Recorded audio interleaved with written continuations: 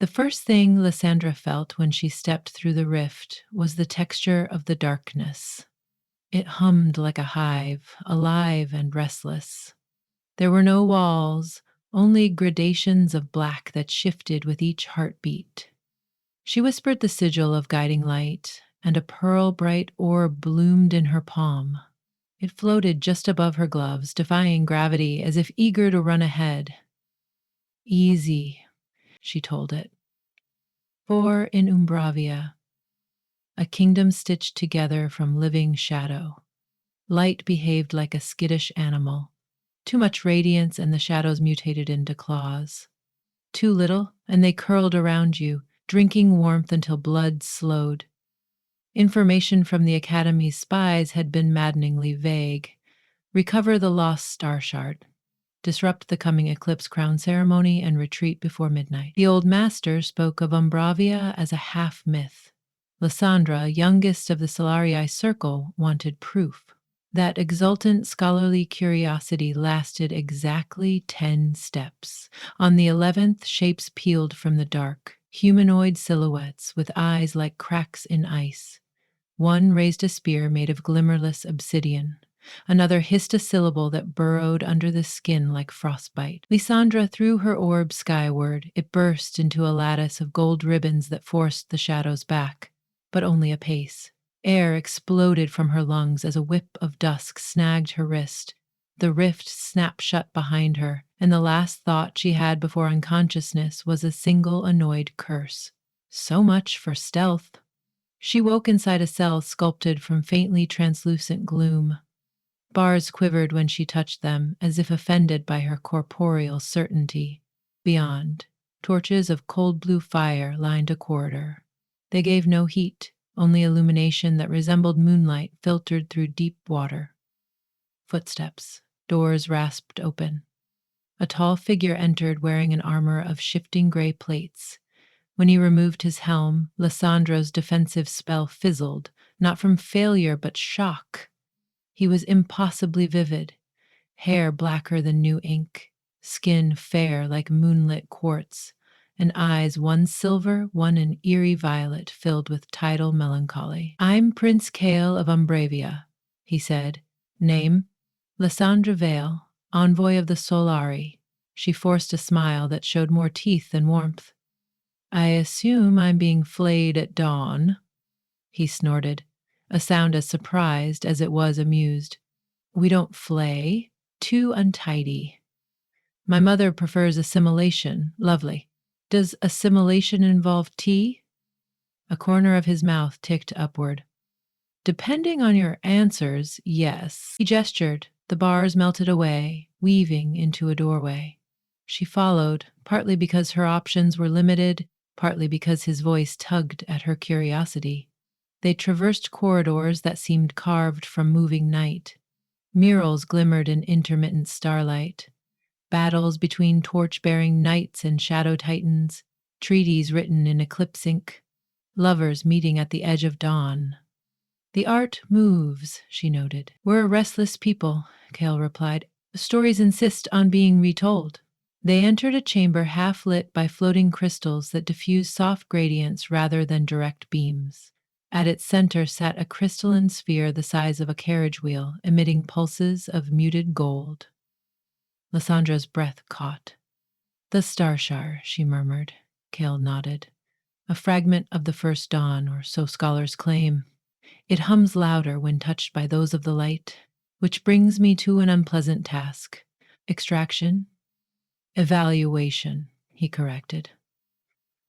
"There's a prophecy that a union of brightest day and deepest night will determine whether this shard births eternal dusk or a new dawn. Mother believes we should shove the world into darkness where it's safer. She would siphon your light to cement that future." Lysandra arched a brow. "And you?" "I think balance might be preferable." He clasped his hands behind his back. "But I'm torn between filial duty and other considerations." A flush warmed her cheeks before she mastered it. Ridiculous. She had met the enemy 30 heartbeats ago.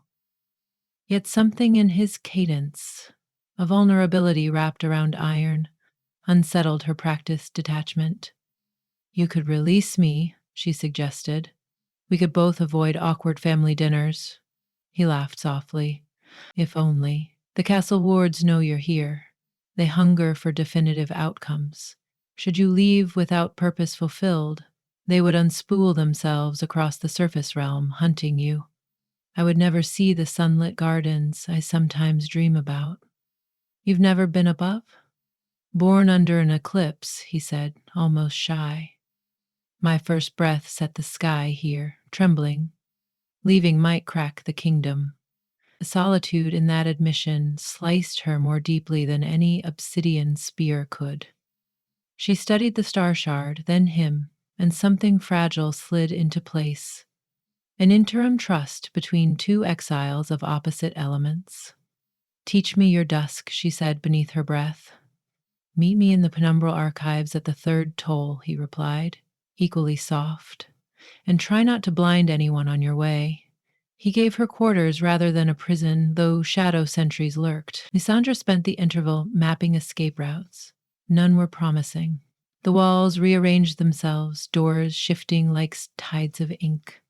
At the third toll, a resonant chime that echoed inside the bones Kale appeared. The archives resembled a cathedral built from pressed twilight. Shelves hovered without visible support, stocked with scrolls coiled like sleeping serpents. In the center lay a wide pool of phosphorescent liquid. Reflections there changed with each angle. Sometimes a pitch-black sky pricked by nova-bright stars, sometimes a blazing horizon. Kale rolled up his sleeves. Shadow is not merely absence of light, it's a memory of light, shaped by longing. We manipulate the memories. Show me. He extended both palms toward the pool. Tendrils swirled, forming a miniature storm cloud that coalesced into the outline of a raven. With a flex of his fingers, the bird flapped into the air, cawing a sound like struck obsidian. Lysandra, enthralled, lifted her own hand, called a sunmote the size of a coin, and set it near the raven. Instead of dissolving, the bird circled, weaving between the rays until they fused into a shimmering silhouette, half bright, half dark. Kale's silver-violet gaze met hers. Awe stretched between them, tender as dawn mist. Do you feel it? He whispered. The harmony, she answered, as if they're two notes longing to be the same chord. Before more questions could bloom, the raven sun chimera shattered, and a harsh voice knifed through the sanctuary. Queen Meletha glided from a colonnade, robes smoking with ink-colored flame. My son entangles himself with the adversary, she announced, tone thin with disappointed fury. The ritual commences tomorrow. The light mage will be drained. This conversation is over. She uttered a syllable that made the shelves groan. Guards emerged. Lysandra's pulse spiked, but Kale stepped between her and their spears. Mother, the prophecy warns of ruin if either element dominates. It also promises dominion to the stronger. Meletha's eyes, twin abysses, fixed on Lysandra. Your radiance will anchor Umbravia for 10,000 years. Lysandra met that gaze unflinching. And guarantee rebellion, the first instant citizens yearn for starlight's nuance. The queen's lip curled. I tire of philosophical banter. With a swirl of her cloak, the room plunged into smothering dusk. And when Lysandra could see again, she was back in her quarters, now sealed by walls gleaming with sigils of capture.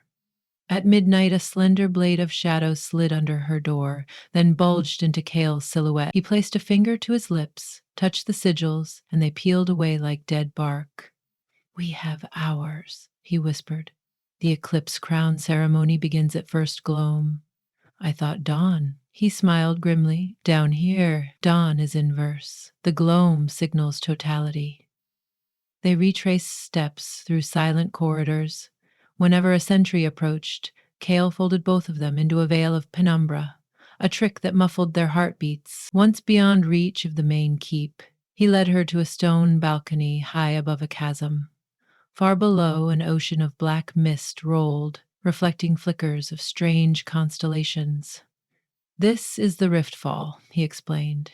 Beneath lies the juncture, where earliest light met primal dark. If we combine sigils there, we might rewrite the ceremony. Might? Lysandra echoed. He shrugged, nerves betraying him. Legends differ. Some speak of a balanced horizon, others of an annihilating burst. She looked at his profile, outlined by faint star-shard glow leaking through distant windows. Why trust me? Because when we shaped that raven sun earlier, for an instant I felt whole. He turned toward her. All my life I've been half a thing, too curious for the dark, too dark for the legend of light. You, he hesitated as though the word love perched on his tongue with talons ready. With you, I saw possibility. Heat spread along her collarbones. She pressed her hand over his heart plate. Then let's gamble on possibility. They leapt together, shadow bunched beneath their boots, functioning as staircase steps that formed mid-air and dissolved. Descent felt both weightless and perilous. Winds howled in languages older than flesh. When they landed on a platform of mirror-stripped stone, an altar rose from the center, etched with interlocking sigils of radiant gold and deepest sable. It seemed to await them like a patient god.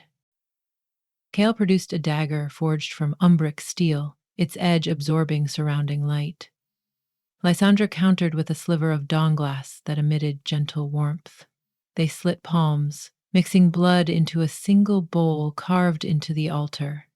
The liquid sizzled, igniting sigils that spiraled outward until the very chasm walls glowed with interlaced patterns. Now, Kale said, merge energies. Lysandra summoned a sphere of pure luminance no larger than an apple yet brighter than noon on midsummer fields. Kale conjured a countersphere cold as starless midnight. They nudged them together. Touch became fusion. Light bled into shadow. Shadow caroled through light. A titanic tremor sundered the platform. Above, Umbravia's sky pulsed, silver glints slashing through pitch. Lysandra's vision flooded white. Kale staggered, eyes flaring violet. Inside the maelstrom a voice ebbed, neither his nor hers, but the sum of both. Choose. Dawn? Dusk? Heart hammering. Lysandra sought Kale's hand. His fingers laced with hers, anchoring. Balance, they said in unison. A silence followed, deeper than the chasm laden with judgment. Then the spears collapsed, radiating a warm gray wave that rolled across the kingdom. Black walls grew translucent, revealing veins of soft amber. Statuary etched in gloom sprouted veins of turquoise luminescence. Dawnlight did not obliterate shadow. It suffused it, creating gradients too nuanced to name. In the throne hall, Queen Malefa clutched her eclipse crown as it cracked down the center. Blue fire torches became candles of rose gold. Servants gasped, seeing their own silhouettes for the first time, shapes now containing pockets of light like distant lanterns. But the transformation demanded price. The platform Lysandra and Kael occupied began to crumble, raw essence vented from fissures and serrated rays. Run! Kale shouted, pulling her upward along a staircase that built itself from converging dawn-dusk ribbons. For every meter gained, a meter dissolved behind them. They reached the balcony seconds before the juncture imploded in a bloom of storms. On the parapet, they collapsed against each other, breath ragged. A hush settled over Umbravia, like a satisfied sigh. Somewhere bells rang, not tolls of doom, but chimes tasting of sunrise. Lysandra tried to speak, but the enormity stole vocabulary. Instead, she rested her forehead against Kale's. Their mingled blood, smeared across fingers, glimmered gray gold. You've rewritten fate, she managed eventually. Not alone, he answered. We tethered each other. Footfalls interrupted. Queen Malefa, robes scorched, approached, flanked by uncertain guards. She looked smaller without the fortress of perfect night behind her, yet her gaze still held storm. The world is changed, she said, voice raw. Is it ruin or renewal? Both, mother, Kale replied gently. Change is always twin-faced. She studied Lysandra. Have you come to finish us? Lysandra straightened. I've come to invite you. Light needs shadow to reveal shape. Shadow needs light to cast meaning. Help us craft a horizon where neither is swallowed. Melitha's shoulders slumped, as though centuries of absolutism finally weighed in. And if I refuse? Kale placed a hand on her arm. Refusal means isolation, in a world that now moves beyond absolutes. Come with us. Silence ticked. Then the queen lowered her crown's broken halves, letting them fall like old shackles. She nodded once. Months later, legends would speak of the gray reconciliation. Visitors from surface kingdoms found Umbravia no longer hidden, but shimmering at the intersection of night's comfort and daylight's clarity. Trees grew with leaves dark on one side, pale on the other, rustling duets. Children chased each other, their laughter accompanied by shadows that gleamed like living smoke. Scholars wrote tomes on penumbral alchemy, a joint discipline on a balcony overlooking joint courts. Lysandra adjusted the cloak clasp at her throat, half sunstone, half moon obsidian. Kale slid an arm around her waist. You still miss unfiltered sunshine, he guessed. And you still miss pure dark, she countered. He chuckled. I miss what never truly existed. A realm without conflict. But I have something better, possibility. Below them, artisans erected a monument, two hands, one luminous, one shaded, cupping a single star and a single shadow. Not conquering, just holding. Lysandra turned, lifting Kael's chin with a finger. A balanced horizon demands caretakers and lovers, he added, eyes swirling like twilight tides. She kissed him, not with the fierce urgency of stolen moments, but with the quiet conviction of something ongoing, as sure as the daily meeting of sun and sky at edges of the world. For an instant she tasted both warmth and coolness, dawn and dusk. They were not opposites, they were ingredients. When they parted, Kael murmured, Look. Eastward, the horizon birthed a sunrise, braided with violet ribbons. Westward, the first honest dusk of Umbravia unfurled, tinged with rosy gold. Two skies in one frame, neither diminished. Beautiful, she whispered. We made it so. Let's keep making it. Hand in hand, they walked toward the grand confluence hall where representatives from both realms waited. Negotiations would be arduous.